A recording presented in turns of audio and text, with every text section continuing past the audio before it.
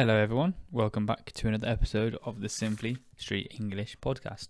My name is Jake and you're most welcome here to listen to my voice speaking in English because that's the best language that I know, at least. I mean, it's the language that I know best, that's what I mean.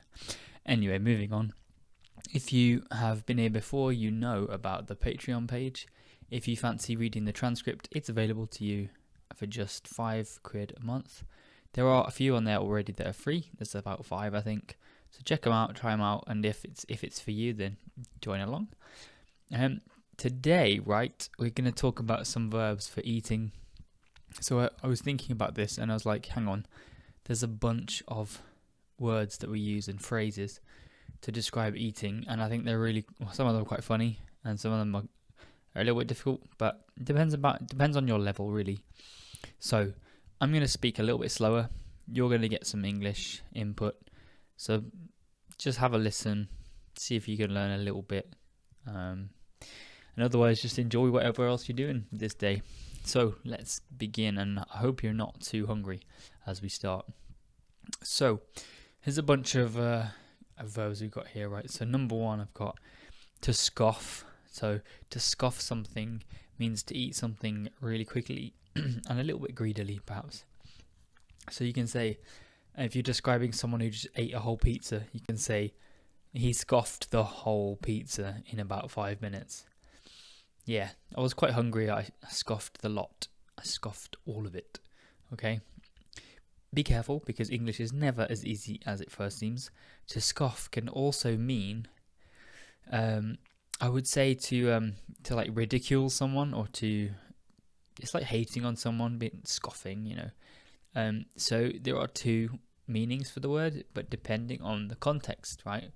Depending on the context, the person will understand what you mean. If you're scoffing a person, you scoff the person, as in you're taking the mick, or you're slandering them, or something like that. You're having a go at them. You're scoffing them. That does not mean you're eating them, okay? And if you scoff a pizza, you're obviously not telling it off or scoffing it, right, in that way. You're scoffing it and eating it. So you will eat it. You will hear this a lot in British English, especially. I don't know about our neighbours across the pond, what they do, what they say. I don't think they say scoff, but we'll see. Let's get on to the next word. Sorry, that was just a quick swig of tea. Oh man, I just came up with another word for the list. Here's a bonus one. Usually the bonuses come at the end, but the bonus comes as number 2, I guess. I just had a swig of tea. A swig is when you just have a little drink of it. So you just, take the tea to your lips and drink it down. That's a little swig. You can also swig beer. You can swig any drink, really. Have a swig. So, I did not mean to add that in, but there you go. I just had a swig of tea. Why don't you go ahead and have a swig of your coffee that is probably sitting right next to you? Because why wouldn't it be? All right. Actually, number 2 is gobble. Okay, to gobble up. I mean, I reckon you need to say up as well a lot of the time. So to gobble something up, right, is to eat it really fast. And yeah, it can be like in massive bites as well. So you just like nom, nom, gobble. So someone might say to you, slow down, you're gobbling your food like you haven't eaten for days. If you eat it fast, you could say you've gobbled it. Like you scoffed your pizza, you gobbled it. So it's the same kind of thing. Again, there is another meaning for the word gobble. It's the noise that a turkey makes. The big fat bird with a kind of weird looking face. I think they're like feathery black with blue. They've got blue and red on their faces or something. Right, gobble, gobble, gobble, like a turkey. So at Christmas, we gobble turkey, right? We gobble the gobblers. I'm going to call them gobblers, okay? Because they gobble. Anyway, number 3, to bolt down. Again, there's a double meaning. So to bolt your food down means to eat it like really, really quickly, like super fast, without really chewing probably as well. So you can bolt down your breakfast and then run out the door. It's like to do something really quickly in a rush. But also to bolt something down is like, if you have a door and you want to bolt the door, you lock it. So it has it's no relation to bolting down your food. Bolting is quick, right? You bolt. To bolt can also mean to run as well, like leg it real quick. Like if you see a horse and it gets scared or it gets spooked, okay, it gets scared, it'll bolt, as in run, so fast. That has more to do with the eating than bolt with, as in a lock, right? So remember, you can bolt your lunch, you can bolt your breakfast, you can bolt it down, and you eat it really quick. Right, I'm going to have another swig of tea. Just one moment, sorry. What can I say? I am British. Okay, number 4, munch. To munch something it's just a really cool, like chill, colloquial way of saying I'm going to eat something now. I'm going to go have a munch. I'm going to have a... What are you having for munch? What are you having? Are you going to munch something later? Are you going to have some food? Yeah, I'm going to have a munch, yeah. There's a YouTube channel, I think, called The Pengist Munch, I'm sure. I ain't watched it, I don't think. Or maybe I've seen an episode. But guy goes around in like London or somewhere and just like essentially rates these restaurants, like gives them stars and stuff, I think. Kind of like judges them and says says how good they are. And he calls it the Pengist Munch, right? So to munch is to eat. So that makes sense. He's eating. I really like this. You can like just sit and chew and munch on something. Usually it's accompanied by enjoyment. So you'd have them with snacks, like you got some crisps, you're watching a TV show or the game on TV, like a footy game or some sports or something. You say you were sitting there munching on your crisps and enjoying it, munching on your popcorn during the film, something like that. So remember to munch, okay, when you eat. You can munch lunch, which rhymes and sounds a bit strange. Number 5. So with number 5, we've gotten to nibble.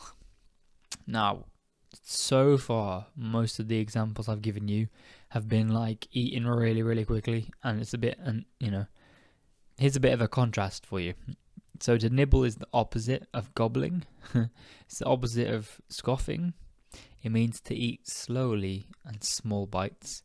So you can nibble a sandwich. It's usually perhaps if you're not hungry. You just sit and nibble. You're like, not that hungry. So if someone says to you, why are you just nibbling your food? Like nibbling your sandwich? Are you not hungry? You might say, yeah, man, I ate earlier. I had a munch earlier. That's why I'm just nibbling this, you know. And it kind of sounds gentle, a bit like a mouse kind of nibbling cheese. You would definitely describe a mouse as nibbling, okay, because they have little bites. Let's describe some hunger now. So let's keep this quick. I mean, under 20 minutes, let's say. It's about 8 minutes in. As long as you're enjoying it, that's all good. How do you say that you're hungry without just keep saying, I'm hungry, I'm really hungry, I'm very hungry? How do you say it in a bit more of an interesting way? Well, if you want to be melodramatic, you can say, I'm starving.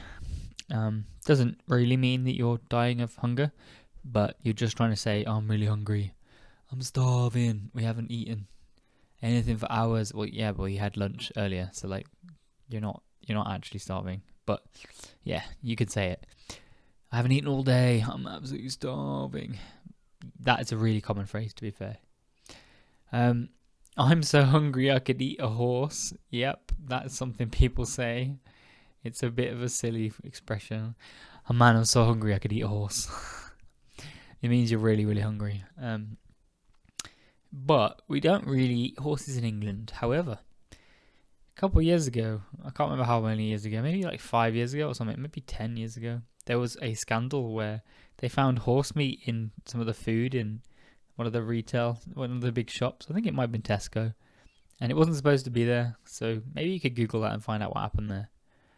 I like Tesco, so that was a bit peak for them. But in general, we don't eat horses, okay? We just say it as a joke, as an expression. You can also say, I'm feeling a bit peckish. Like, you might say, I'm peckish, but I think if you say, I'm feeling a little bit peckish, that's much better than just saying I'm peckish. It means you're feeling a little bit hungry, so you might want to nibble on some snacks because you're peckish. You're definitely not hungry. You're just peckish, man. I'm feeling peckish. Have you got any biscuits? It's just you just want a snack. All right, we've got food. Let's talk about drink a little bit. Hey, I've got a swig on the list again. Right, let's forget that. Let's have a look at sip instead. A sip is like a small drink. A small, tiny little drink of your drink. A swig is more of a big, deep drink. Okay, cool. We can define swig a bit more. Like, you wouldn't swig a hot drink. I know I said I did it with my tea, but it wasn't as hot as it should have been. I left it for a bit long, so I could swig it. Usually you have to sip tea if it's really hot. For example, you're really hot after playing football, you'll say, oh, can I have a sip, please? Can I have a sip? Can I have a sip of your water? But then you hand it over to your friend and they might take a swig and you'll be like, oh, I thought you wanted a sip, not a swig. Anyway, they'd be knocking it back if they did that. So to knock back is to like drink something really fast. It's kind of like, especially with alcohol. So if you have like a shot glass, you can knock it back. You literally just go, you just knock it back real quick. So like tequila, I'm sure you do this thing where you have like salt and lime or something, and then you knock it back and drink it. Sure, I've done that at some point. Right, to guzzle. You know what? I don't know why guzzle is here in the drink section, because I think to guzzle it. I think you can guzzle food as well, man, not just drink. But you can guzzle a bottle of water if you want. Like, nah, I'm gonna say it's food. I don't think that should be here. If there's any native speakers listening, if you want to comment, if you use guzzle as a drink thing and not a food thing, I guzzle it. Absolutely guzzle that food. I guzzle that drink down. You know what? Maybe it does. I genuinely can't think right now. Just guzzled my water, guzzled my food. I think use it for food as well. Anyway, let's have a look at a few more fun expressions. Okay, to pig out is to eat a lot of food, right? And usually it's junk food, because pigs don't really have a very good diet. So you can say, we pigged out on chips and ice cream while watching films. Or, we're thinking of pigging out. Should we get a curry and pizza? Let us pig out. The second one I want to chat about is grab a bite. So if someone says, if you work in an office, you will definitely hear someone say, do you want to grab a bite for lunch? Do you want to grab a bite to eat? It just means let's go and get something to eat. Let's grab a bite. So you could say to your colleague or friend or something, should we grab a bite at lunchtime, or should we actually grab a bite? It doesn't have to just be coffee. Let's grab a bite. I really like that phrase. It's quite cool. Let's grab a bite. It's usually on the go as well, I'd say. You wouldn't say let's grab a bite if you're at home making food. It's like, let's go and grab something from the shop. If you're at home, you might whip something up. Here we go. To whip up a meal means to cook something. And usually it's something quick and it's just easy. It's like, mate, let's whip up some pasta. It won't take long. Because pasta is just put it in the water and then a bit of sauce or something. Actually, tonight I whipped up some gnocchi. Really easy, really chill. I was not feeling like cooking a lot, so I just whipped up some gnocchi. That's what I did. And afterwards, I was not feeling stuffed. Actually, I'm still feeling a little bit peckish. Feeling a bit peckish. Remember that from earlier? If you're feeling stuffed, it means you've eaten too much, like you're full, like really full. So we say that this is especially at Christmas. If you've eaten loads of food, you sit there and you just say, I'm so stuffed. Do you want a seconds? Nah, I can't have seconds. I'm stuffed. But you've always got space for dessert, though. You ever notice that? It's very strange. The last one in this little section, to have a craving. When you crave something, it's like you really want to eat it. Like, I'm craving chocolate so badly right now, that kind of thing. It's like a strong hunger or something, for something specific as well, usually. So, actually, after all of this, I'm feeling really peckish for some chocolate. So, anyway, I hope this helped. If you want the whole transcript, it will be available soon with the other transcripts I haven't yet uploaded. Sorry if you're waiting for them. I will get on it. I'm being a bit busy lately. Anyway, I hope you've enjoyed it. Keep listening to English as much as possible. Lots of input. You can do it. Have a good day. Catch you in the next one. Ciao.